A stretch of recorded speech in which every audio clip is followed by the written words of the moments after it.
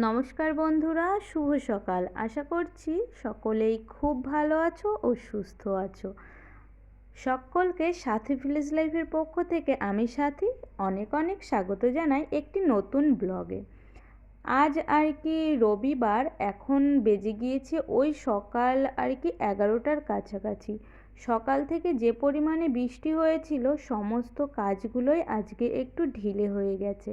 কি করা যাবে, বৃষ্টিটা এমনভাবে আর কি আছড়ে পড়েছে পৃথিবীর ওপরে যেন পৃথিবীর সমস্ত মানুষ আর কি দিশাহারা হয়ে যাচ্ছে, বিশেষ করে আমাদের এই দক্ষিণবঙ্গ বা উত্তরবঙ্গর মানুষগুলো।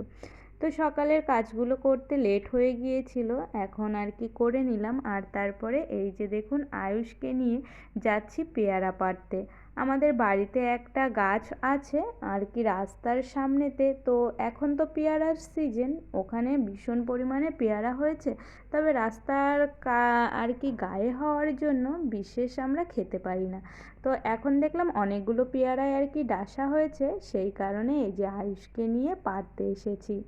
তো আর বাড়িতে এত কাদা হয়েছে যে বেরোনোই যাচ্ছে না, তার জন্য এই যে আস্তে আস্তে কাদা লেগে গিয়েছিল সেটা ধুয়ে নিলাম। আর এই যে দেখুন আমাদের পেয়ারা গাছটা, অনেক পেয়ারাই হয়েছিল, তবে বেশ কদিন ধরেই পেকেছে আর সকলে খাচ্ছে, সেই কারণে এখন একটু ফুরিয়ে গেছে। এই যে দেখুন পেয়ারাগুলো এই যে এত অনেকটাই বড় হয় আর খেতেও বেশ ভালো। তো এই যে দেখে দেখে এখন পেয়ারা পাড়ছি, তবে আর হাতে বেশি আর কি পাচ্ছিলাম না, ওই জন্য ভাবছিলাম যে একটা লগা হলে ভালো হতো। আয়ুষকে আমি দেখাচ্ছিলাম যে ওই যে অনেক ওপরে, তো সেই কারণে আমি আর কি নিচে দাঁড়িয়েছিলাম আর নিচে থেকে যে কয়টা হাতে পেয়েছিলাম সে কয়টাই আমি পেরেছিলাম। আর এই পেয়ারা গাছটা জানো তো আমার মা লাগিয়েছিল।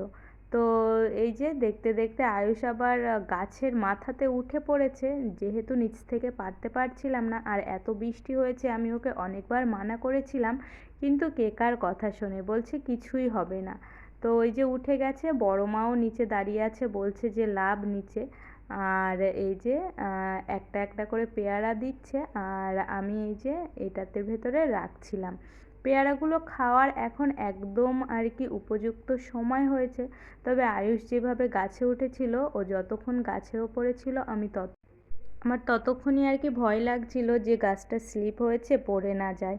তো অনেকবার বলার পরে আয়ুষও ওই যে নিচে নেমে আসছে। আর বেশ আরও কটা পেয়ারা পাড়া যেত, তবে ওগুলো আর পাড়তে ওকে মানা করলাম, যেহেতু এখন চারিদিকে সমস্ত কিছুই আর কি বৃষ্টিতে নষ্ট হয়ে গেছে, গাছে এখন তেমন ফলও নেই। তো এই যে পাখিরাও আর কি খেতে পারবে ওগুলো থাকলে, সেই জন্যই ওকে বললাম। আর ও বলার পরে আর একটাও পারেনি। আমাদের আয়ুষের আবার এই দিকে ভীষণ আর কি নজর, ও এই পশু পাখিদের ভীষণ ভীষণ ভালোবাসে। তো সেই জন্য বললো হ্যাঁ ওরাও খেতে পারবে। তো যাই হোক, এই যে দেখুন অনেকগুলোই পেয়ারা পেড়েছিলাম আর পেয়ারাগুলো হয়েছিল অনেক বড়, সকলে মিলে আর কি খাওয়া যাবে। তো তারপরে পেয়ারা পেড়ে নিয়ে চলে এসেছি। আর এখন আরেকটা কাজ করতে হবে, সেটা হলো এই যে দেখতে পাচ্ছেন আমার হাতে এটা আছে দুধের সর, এটাকে মা বেশ কদিন ধরে আর কি জমিয়ে রেখেছিল, অনেক দিন ধরেই বলছে মিক্সচারে একটু ঘুরিয়ে দিতে, তো এটা দিয়ে এখন ঘি তৈরি করা হবে। তো তার জন্য আর কি এই যে ফ্রিজ থেকে বার করলাম, এখন মিক্সারের ভেতরে দিয়ে এটাকে বেশ ভালো করে ঘুরিয়ে নিলে তারপরে আর কি ঘি বানানো হবে। তো এই যে ডিপ ফ্রিজের মধ্যে ছিল, তারপরে নর্মালে রেখেছিলাম, তাও দেখছিলাম বরফটা তেমন ছাড়েনি। তো এই যে ভালো করে বাটি থেকে আর কি বার করে নিয়ে মিক্সচারটার ভেতরে দিয়ে দিয়েছি। আর এখন একটু ঘুরিয়ে তারপরে আর কি বাটার মতন হয়ে যাবে, তো তারপরে ঘি বানানো হবে। আর এই ঘিটা একেবারেই খাঁটি হয়, এটা আর কি এই ঘির টেস্ট অন্যরকম। যারা যারা বাড়িতে ঘি বানিয়ে খেয়েছো তারা তো নিশ্চয়ই জানবে, দোকানের ঘির থেকে এটা ওই যে আকাশ আর পাতালের মধ্যে যে তফাৎটা হয় ঠিক তেমনি। তো খাঁটি জিনিসের তো একটা অন্যরকম টেস্ট হবে। তো সেই জন্যই আর কি মা প্রত্যেকবারই বানায়, এবারও ঠিক তেমনি বানাচ্ছে। তো দেখুন এই যে কথা বলতে বলতে আমার আর কি এটাকে বানানো হয়ে গেল। এই যে একটু টেলটেলে মতন হয়েছে, ওই ফ্রিজের মধ্যে ছিল যে জল গলেছিল আর আমিও সামান্য জল দিয়েছিলাম। তো মা ওইদিকে আবার একটু কাজের মধ্যে বেঁধে গেছে, সেই জন্য আমাকে বলল যে এই আর কি কড়াইটা দিয়ে একটু আঁচটা কম দিয়ে আর কি এটাকে ঢেলে দিতে। তো এই যে আমি ঢেলেও দিয়েছি, আর এখন এটা নিজে নিজেই আর কি খুব মিঠে জাল দিতে হবে। তো তারপরে এটা একটু শুকিয়ে আসলে আর কি ঘিটা বের হতে শুরু করবে। তো আবার খেয়ালও রাখতে হবে যাতে নিচটাতে ধরে না যায়। তো তার জন্য এই যে এইদিকে একটু নেড়েও দিচ্ছিলাম। আর আরেকটু আর কি একটু আঠালো মতো হলে এটা বাটার হয়ে যেত। তো এই যে ওভেনটা আর কি আরও সিম করে দিলাম, নিজে নিজেই হতে থাকবে। তো পুরোটা দেখাতে পারলাম না। তারপরে একটু আর কি দুপুরের পরে বার হয়েছিলাম, একটু বাজারে দরকার ছিল, সেজন্যই যাচ্ছি। এই যে দেখুন, এটা ছিল আমাদের মাঠ। তবে এটা এখন মাঠ নাকি নদী, পুকুর না দিঘি হয়েছে সেটা বোঝা দায়। এত পরিমাণে বৃষ্টি হয়েছে যে মাঠের সমস্ত ফসল তো নষ্ট হয়েই গেছে।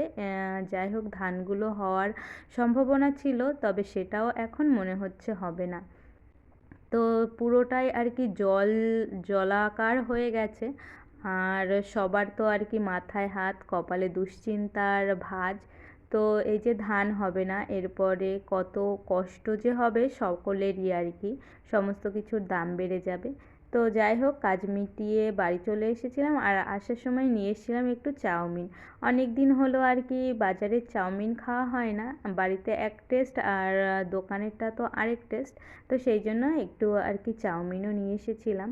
তো এই যে এখন চাউমিনটা সকলে মিলে খাবো।